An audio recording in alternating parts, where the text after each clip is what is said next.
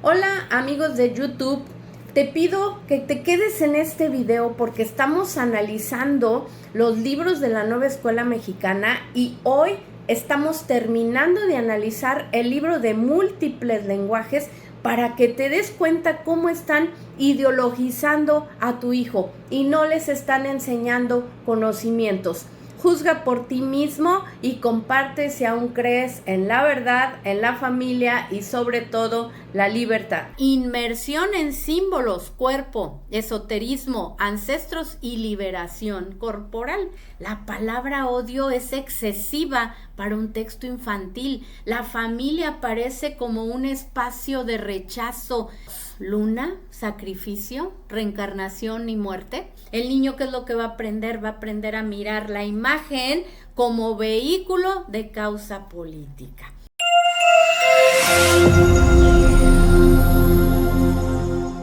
La siguiente lección se llama microbitos. Muestra a un niño que se conecta a una clase virtual sin pantalones y sus compañeros se ríen de él porque se levanta y no se da cuenta que no trae pantalones. La escena se usa como recurso humorístico, pero psicológicamente es una escena de humillación. Un niño expuesto en ropa interior frente a sus compañeros puede sentir vergüenza profunda, una ansiedad y el miedo al ridículo. La respuesta correcta del maestro y de la familia debería ser proteger la intimidad del niño y enseñar a los demás que nadie debe burlarse del cuerpo de un compañero.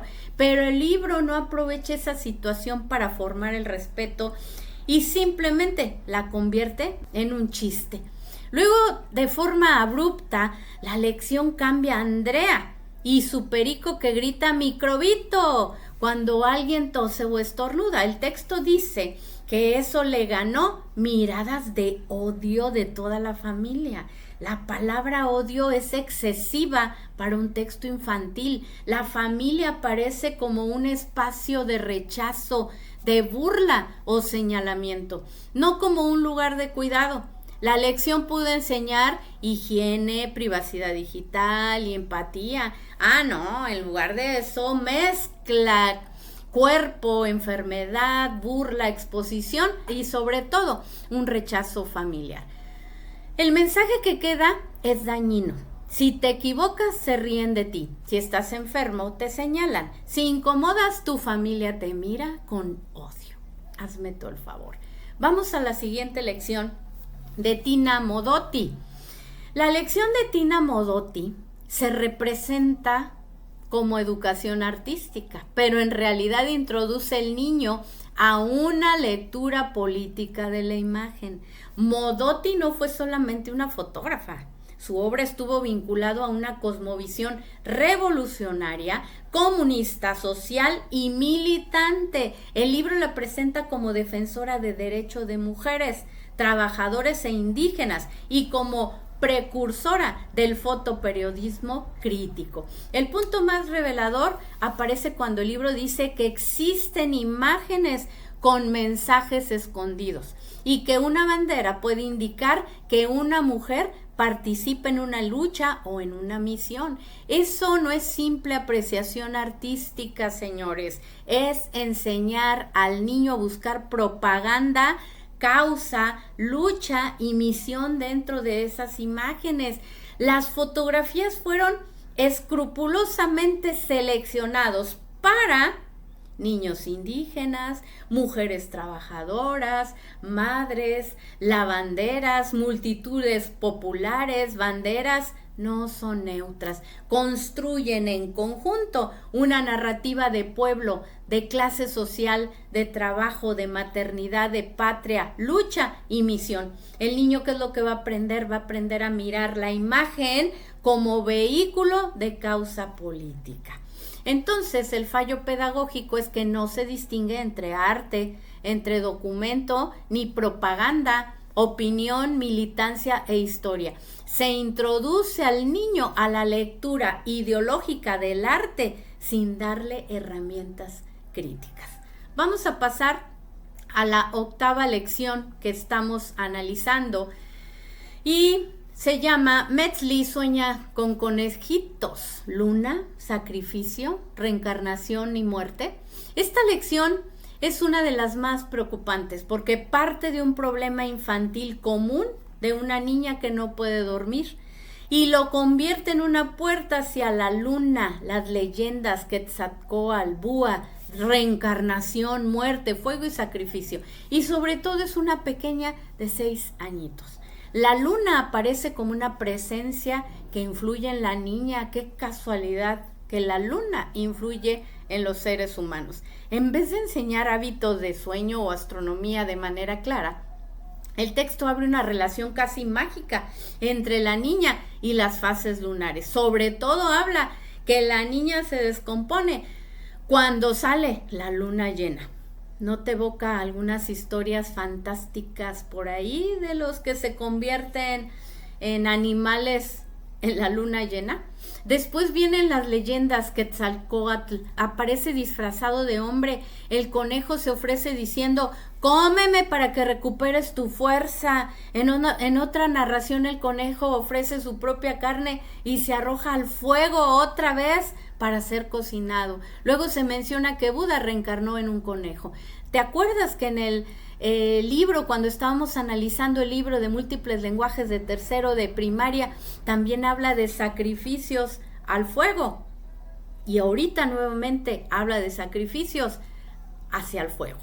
Aquí se repite el patrón que ya habíamos detectado en otros grados. El sacrificio aparece como noble, la muerte como transformación, el fuego como camino de elevación y el cuerpo como ofrenda.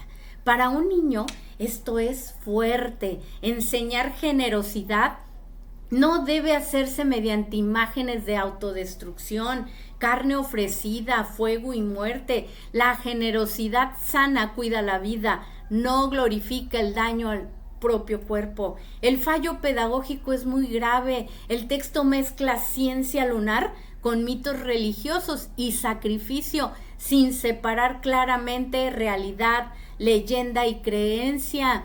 La luna, que pudo enseñarse desde astronomía, termina asociada a dioses, reencarnación, muerte y fuego nuevamente. La siguiente lección habla de imágenes de empatía y compañerismo. Quiero que notes bien estas imágenes y juzgues por ti mismo la situación tan terrible que vas a observar. La imagen que supuestamente habla de empatía y compañerismo presenta figuras adultas y niños en escenas completamente confusas, con cuerpos desproporcionados, contactos físicos ambiguos, personajes alargados y una atmósfera visual extraña. Se supone que debería de haber ese compañerismo y empatía, pues entre pares. Pero aquí, ¿qué tiene que ver esa empatía y compañerismo entre adultos y niños? Te dejo la pregunta. Desde la psicología infantil, toda imagen que representa contacto adulto-niño debe de ser completamente clara, segura y sobre todo respetuosa. La empatía no debe de confundirse con una invasión del espacio corporal. El compañerismo no significa cercanía física sin límites. Los niños necesitan aprender que su cuerpo les pertenece, que pueden decir no, que el cuidado respeta la intimidad y que ningún adulto debe de invadir su espacio. La imagen falla porque no comunica límites sanos. Si la intención era enseñar empatía, debió mostrar ayuda clara, compartir, escuchar, acompañar, consolar con respeto, colaborar. En cambio, presenta una composición ambigua que a mí me inquieta mucho. La siguiente lección es una lección sobre el aguacate. Sin embargo, aquí en esta lección se pudo haber enseñado nutrición, agricultura, origen lingüístico, polinización, ecosistema, gastronomía, pero, no, decide enfatizar que la palabra náhuatl, aguacatl, significa testículo, que el fruto cuelga como esa parte del cuerpo. y que los mexicas lo consideraban símbolo de amor y fertilidad. Hazme todo el favor, ¿te imaginas esta lectura leyéndolo en niños de 9 y 10 años? Su cabecita, cómo va a empezar a curiosear, a imaginar, y sobre todo va a haber algunos que les va a dar vergüenza y otros se van a reír. El problema no es enseñar botánica ni origen de palabras. El problema es el énfasis para niños de 4º año. ¿Por qué introducir una comparación con órganos sexuales masculinos? No era necesario para comprender al aguacate. Esto puede provocar un morbo, risa, incomodidad o comentarios sexualizados en el aula. La polinización puede explicarse científicamente sin cargar el contenido del simbolismo sexual. Por favor, basta de decir que algunas plantas requieren intercambio de polen para producir frutos. El fallo es claro, se usa un tema natural y alimenticio para introducir cuerpo íntimo, macho, hembra, amor y fertilidad. Y después de una lectura media rara, de unas imágenes raras, luego te hablan del aparato reproductor masculino. ¿No se te hace algo raro? Aquí vamos a ver a la siguiente lección que cómo introducen la igualdad de género en el deporte. La lección sobre mujeres en el deporte no está mal por afirmar que las niñas pueden practicar el deporte. Claro, eso es correcto. El problema está en cómo se construye esa narrativa. No desde la salud, ni disciplina, ni esfuerzo, ni templanza y carácter, sino desde conflicto de género. El deporte se va a convertir en un campo de lucha.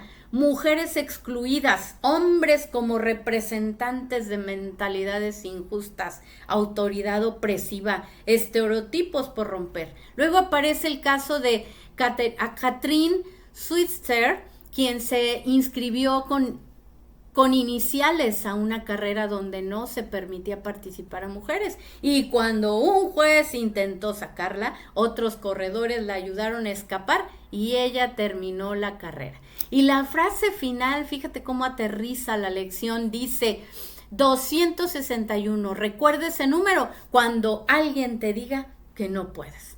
Parece motivacional, ¿verdad? Pero es demasiado abierta para los niños.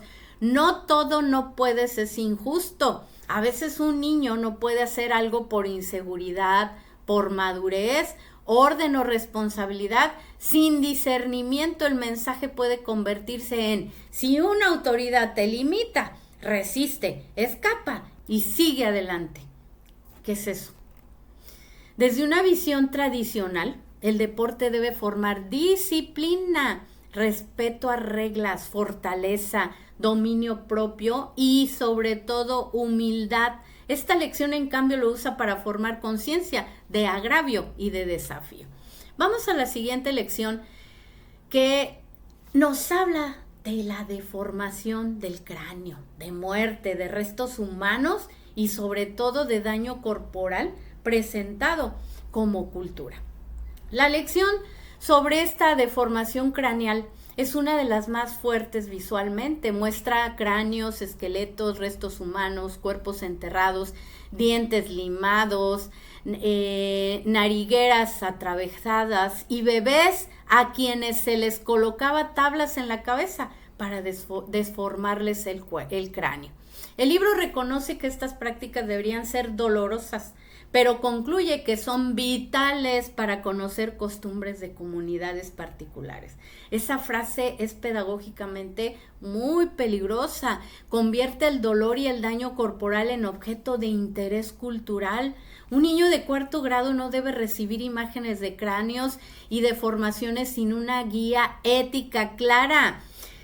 Debió decirse con firmeza, eran prácticas antiguas, pero hoy sabemos que dañar el cuerpo de un niño no debe justificarse por ninguna costumbre. El cuerpo humano tiene dignidad.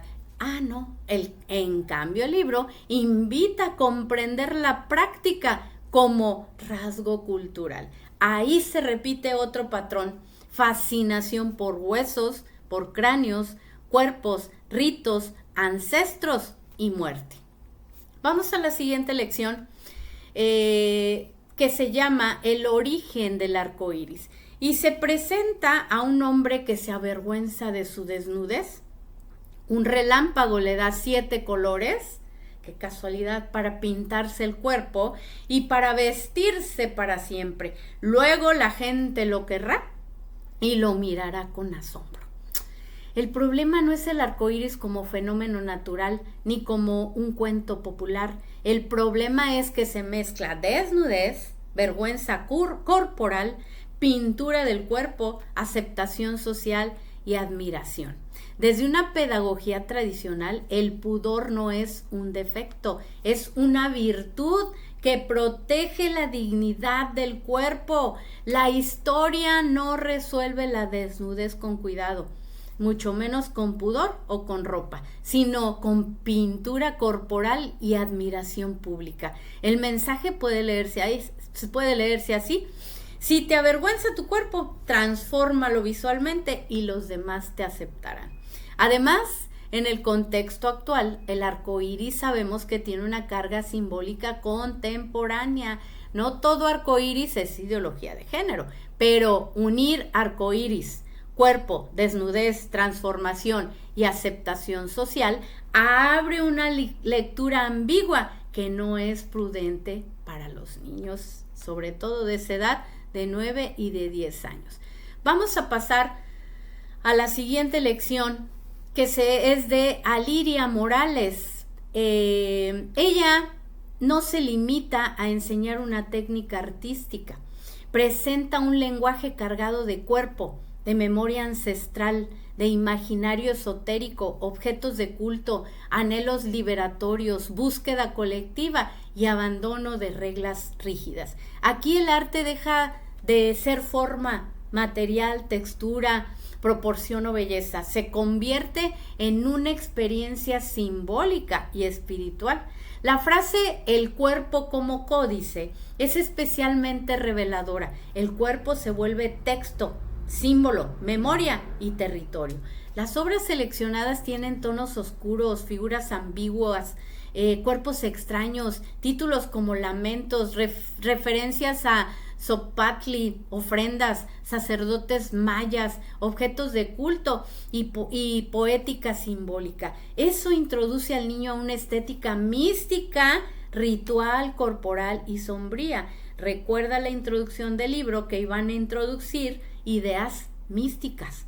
La obra de los tlacuilos me resultó especialmente inquietante por su ambigüedad corporal. Obsérvala bien, no presenta de manera clara a escribas o pintores antiguos, muestra figuras humanas en una atmósfera extraña, con una cercanía corporal confusa y tonos muy oscuros. Aquí el fallo pedagógico es que el niño no recibe formación estética clara, sino una inmersión en símbolos, cuerpo, esoterismo, ancestros y liberación corporal.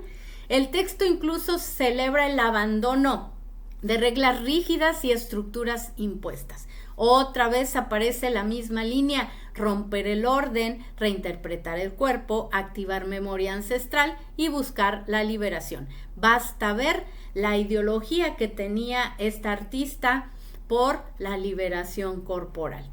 La siguiente lección se llama El carnaval.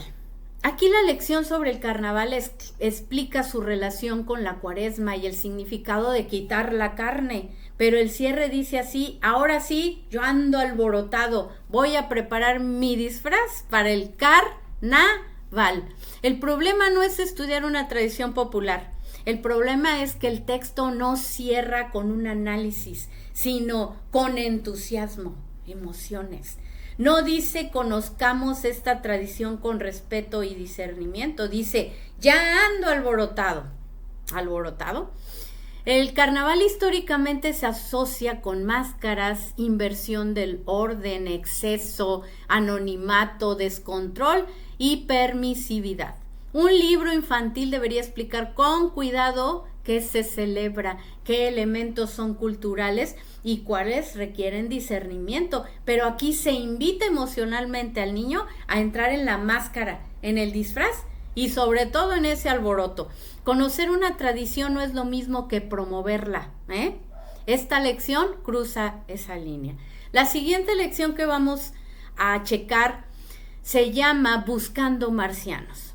Inicia con una pregunta científica: si hay vida en otros planetas. Pero no se queda en astronomía. Pronto presenta a un marciano que habla al niño y le pide que lo imagine, que lo dibuje, que lo descubra dónde se oculta, y finalmente le dice que se disfrace de él, que se mire al espejo y grite ¡bú!, porque el marciano eres tú.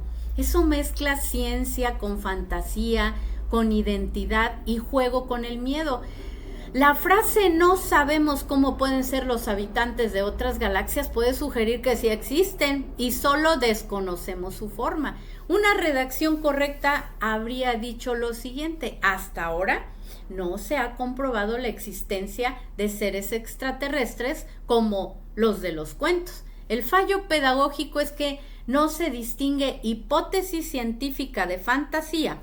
El cierre "el marciano eres tú" genera una inversión de identidad innecesaria. La astronomía se usa como pretexto para imaginar seres ocultos y terminar en un juego de transformación personal. La siguiente lección se titula El inicio del mundo como lo conocemos. Es particularmente fuerte desde una visión tradicional. Presenta un cuento otomí donde un niño escapa de los malos que dominaban el mundo y de Sit-U, el malo dueño de la tierra. El niño trepa un árbol, de ahí brotan gotas que fertilizan el mundo y dan origen al maíz. Después el niño se convierte en el sol. Y el problema no es conocer un cuento otomí. El problema es el título y el enfoque. El inicio del mundo como lo conocemos suena a una explicación verdadera de origen. Para un niño esto puede confundir con una verdad sobre la realidad. Y desde una visión cristiana tradicional, la tierra no pertenece al malo, pertenece al único Dios y verdadero. Por eso presentar a el malo como dueño de la tierra y al niño convertido en sol como parte del origen del mundo constituye una situación simbólica del Creador. No es una burla directa a Dios, pero sí desplaza la explicación del Creador por una cosmovisión nuevamente mítica. Malos que dominan el mundo, malos que están dominando nuestro México, árbol cósmico, gotas fecundadoras, origen del maíz y transformación social. El fallo pedagógico y transformación solar. El fallo pedagógico es que no se distingue entre mito, entre historia, entre ciencia, religión y verdad. Y recuerdas por ahí una lección en el libro de tercero de primaria que un niño se sacrifica y se avienta al fuego para convertirse luego en sol. Y ahora aquí esta lección donde nuevamente habla de un niño y el sol. La siguiente lección vamos a hablar de imágenes de equidad y pluralidad, que es completamente un caos visual, cuerpos vulnerables y encierro.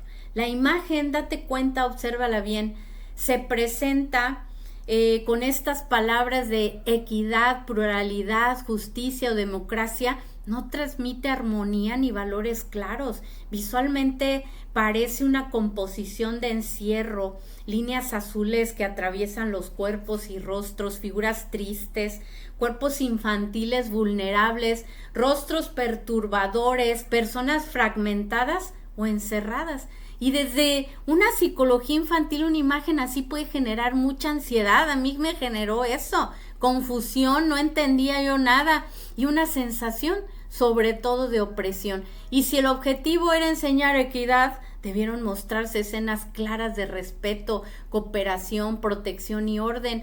En cambio se muestra completamente caos, rejas visuales y cuerpos atravesados. El fallo es que se habla de valores positivos, pero en la imagen se comunica desorden, tristeza y sobre todo encierro. ¿Hacia dónde nos quiere llevar todo esto que hemos visto al alumno? Cuando se engranan todas estas lecciones, aparece una dirección clara. El libro no está formando solamente lectores, está formando una sensibilidad, y esa sensibilidad tiene varios ejes. Primero enseña al niño a leer el mundo como un conjunto de señales, códigos, mensajes escondidos y símbolos, y eso desplaza la lectura racional hacia una lectura casi iniciática. Te pido que por favor, si hasta aquí te ha gustado el video, quédate hasta el final, comparte para que más personas se enteren de lo terrible que está haciendo esta nueva escuela mexicana con tus hijos. Segundo, introduce una fuerte carga de cosmovisiones ancestrales, dioses, inframundos, sacrificios, ofrendas rituales, cráneos, deformaciones corporales, leyendas, orígenes de seres malignos, transformación en sol, reencarnación. La siguiente lectura que vamos a revisar, y es la última lectura y voy a dar la conclusión de este libro de múltiples lenguajes, es con una lectura de Armando Salgado. Y si no sabías, Armando Salgado estudió pedagogía crítica, y esta pedagogía crítica tiene que ver con Paulo Freire. Entonces, ¿qué es la pedagogía crítica? Educación como conciencia política. Armando Salgado se presenta en su sitio oficial como escritor y docente mexicano, egresado de la Normal Rural Vasco de Quiroga de Tiripetío, con maestría en educación básica por la UPN y con estudios de pedagogía crítica en el Instituto McLaren de Baja California. El punto importante no es la persona en sí, sino la corriente pedagógica que representa. La pedagogía crítica no entiende la educación principalmente como transmisión ordenada de conocimientos, ni de formación moral, ni de disciplina intelectual o desarrollo de virtudes. La entiende como herramienta para leer la realidad desde relaciones de poder, opresión, desigualdad, dominación, conciencia social y transformación política. Cuando esta mirada entra en los libros para niños, el conocimiento deja de ser neutral. Todo se convierte en lectura política: el cuerpo, el territorio, la familia, la comunidad, el género, el arte, los símbolos, las imágenes, el mapa, la historia, el deporte y hasta los relatos populares. Por eso en las lecciones aparece constantemente el lenguaje de lucha, de misión, de derechos, de trabajadores, de mujeres indígenas, comunidad, equidad, justicia, democracia, búsqueda colectiva, abandono de reglas, estructuras impuestas y anhelos liberatorios. Y desde una visión tradicional, el problema es que la pedagogía crítica va a desplazar el centro de la educación. En lugar de formar al niño en verdad, en virtud, en respeto, en orden y familia, identidad y conocimiento, lo forma para sospechar de todas las estructuras y a reinterpretar la historia como conflicto y verse a sí mismo como sujeto de transformación social. Y eso explica por qué la lección del deporte no se centra en una disciplina, en salud y en carácter, sino en género y en exclusión. Explica por qué Tina Modotti no se presenta solo como fotógrafa, sino como una militante visual. Explica por qué el arte de Alira Morales se describe con un lenguaje de cuerpo, de esoterismo, lucha y de liberación. Te explica por qué las imágenes con palabras como equidad o democracia no transmiten orden, sino encierro, cuerpos vulnerables y caos. El niño no está siendo invitado simplemente a aprender, está siendo conducido a leer la realidad con lentes de conflicto. Grábatelo bien. La pedagogía crítica no solo enseña contenidos, enseña al niño a mirar la realidad como una lucha de poder, y cuando esa mirada entra desde primaria, el alumno aprende a sospechar de la familia, de la autoridad, de la tradición, del pasado y del orden. ¿Te recuerdas la primera lección del libro de múltiples lenguajes? los detectives a sospechar de todo? En esta lección última que vamos a analizar de este autor Armando Salgado, que ya contextualizamos, él pone una parte, una frase: no es obsequio de mis padres. Aquí vamos a analizar esa frase, que es una ruptura simbólica con la familia. En este libro aparece esa frase: no es obsequio de mis padres. De lo contrario, el instructivo sería un bulevar con puntos de atención obligadas en cada pestañeo. No es un mapa para hallar viejos fósiles ni un talismán para erradicar fantasmas. Estas frases aparecen en este material de la Secretaría de Educación Pública que estamos analizando, y pedagógicamente esa frase es muy reveladora. No es obsequio de mis padres, no es una afirmación inocente, es una lectura simbólica que marca una separación. Eso no viene de mis padres, no pertenece a la autoridad familiar, no responde al orden de la casa, no es un regalo heredado, no es algo que la familia me entrega. Luego dice: si viniera de mis padres sería como un instructivo lleno de puntos de atención obligados. Es decir, la figura de los padres queda asociada con dirección, con advertencia, con control, con instrucciones y con vigilancia o límites. Desde una mirada tradicional, esto es delicado, porque la familia no debería presentarse como obstáculo simbólico frente al descubrimiento del niño. Los padres son la primera autoridad natural, moral y afectiva. Son quienes cuidan, orientan, protegen y forman. La frase puede sembrar una idea sutil.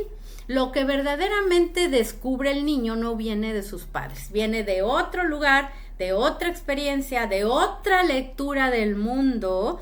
La familia queda desplazada como fuente principal de sentido.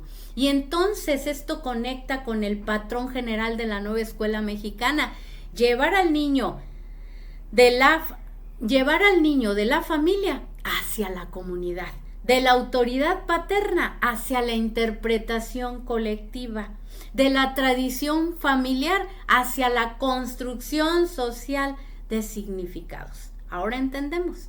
El fallo pedagógico es este: el niño necesita recibir identidad, seguridad y orientación desde su familia. Si el libro comienza a presentar lo familiar como instructivo, límite o carga, y lo externo como descubrimiento, imaginación o liberación, está debilitando simbólicamente la autoridad de los padres. Entonces, cuando el texto dice no es obsequio de mis padres, no solo describe un objeto, marca una ruptura simbólica. Lo importante no viene de la familia, sino de otra fuente de sentidos. La última frase dice de esa lectura: no es un mapa.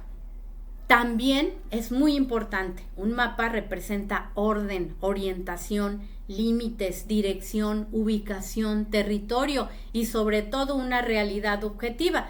Un mapa ayuda al niño a saber dónde está y hacia dónde va. Cuando un texto insiste en que algo no es un mapa, está negando precisamente esa función ordenadora. No quiere rutas claras, no quiere ubicar al niño en una realidad estable, prefiere lo ambiguo, lo simbólico, lo emocional y lo abierto.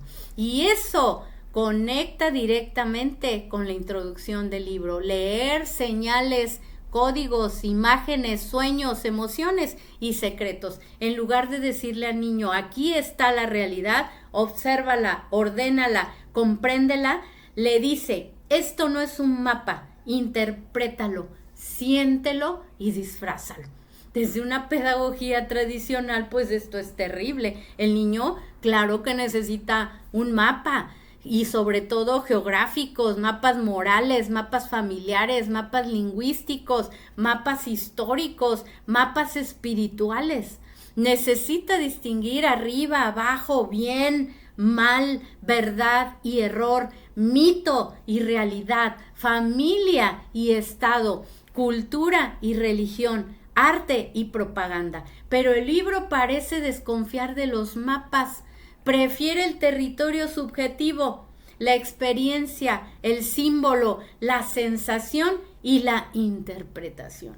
Aquí se une perfectamente con el Plan 2022 de la Nueva Escuela Mexicana, con su pedagogía crítica. El mapa no es neutral, el territorio se disputa, la realidad se interpreta, las estructuras se cuestionan, los significados se construyen, pero para un niño de primaria esa complejidad puede desorientarlo completamente.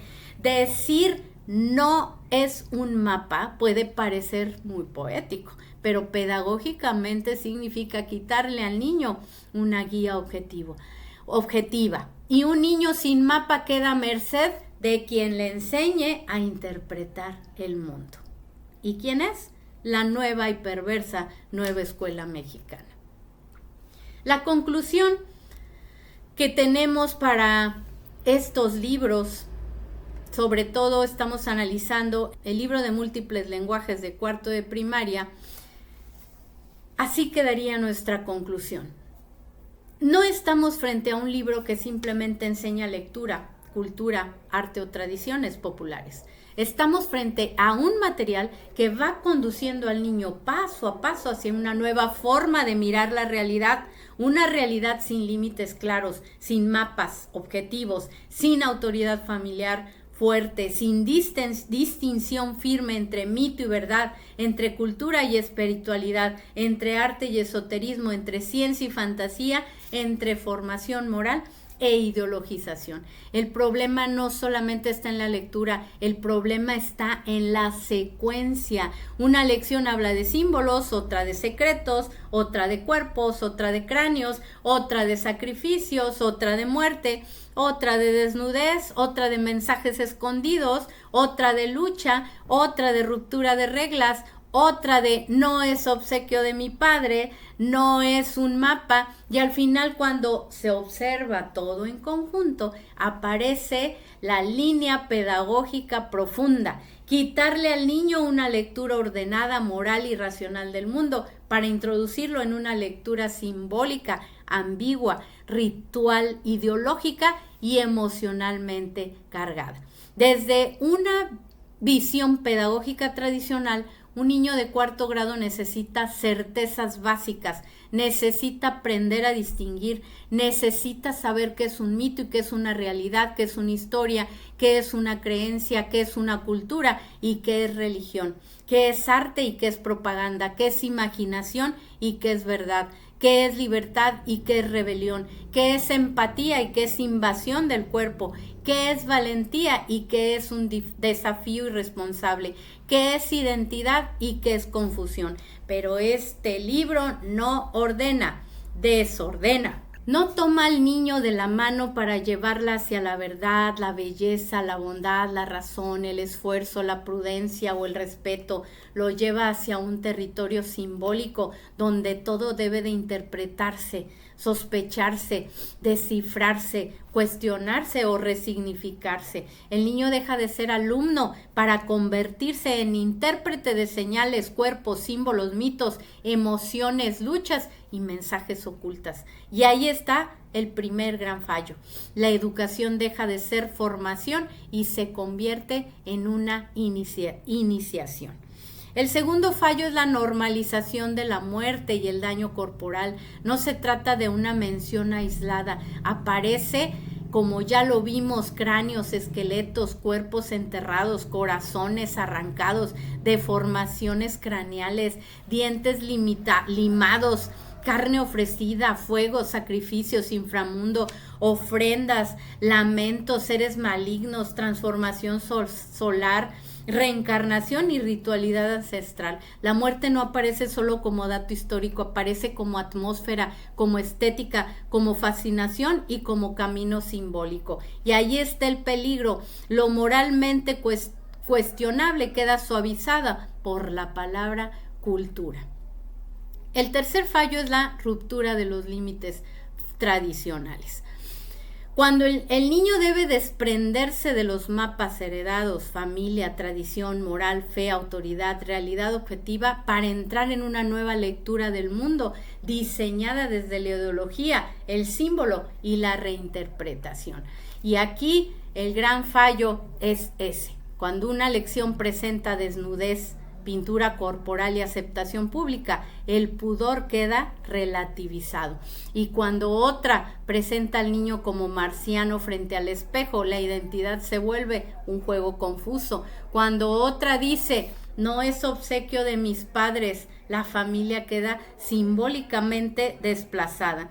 Cuando otra dice no es un mapa, se niega la idea de una guía objetiva. Y cuando otra celebra el abandono de reglas rígidas, el orden se presenta como estructura que debe romperse. Por eso, todas estas lecciones no son una simple colección de lecturas. Es una ruta formativa y esa ruta no lleva al niño hacia la claridad, ni a la virtud, ni a la familia, ni a la razón y a la vida. Lo lleva hacia la ambigüedad, la sospecha, la ruptura, la fascinación por la muerte y una espiritualidad oscura presentada como identidad cultural. La pregunta final no debe ser solamente ¿qué enseña esta lección? La pregunta correcta es ¿hacia qué tipo de niño quiere conducir todas estas lecciones en conjunto? Y la respuesta es grave.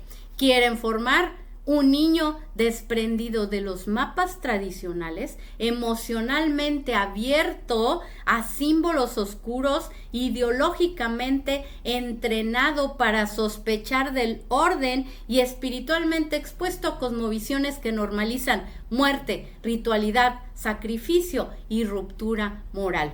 Eso es formar una conciencia nueva, moldeada desde el aula, antes de que el niño tenga la madurez para defender su mente, su fe, su cuerpo, su familia y su sentido moral.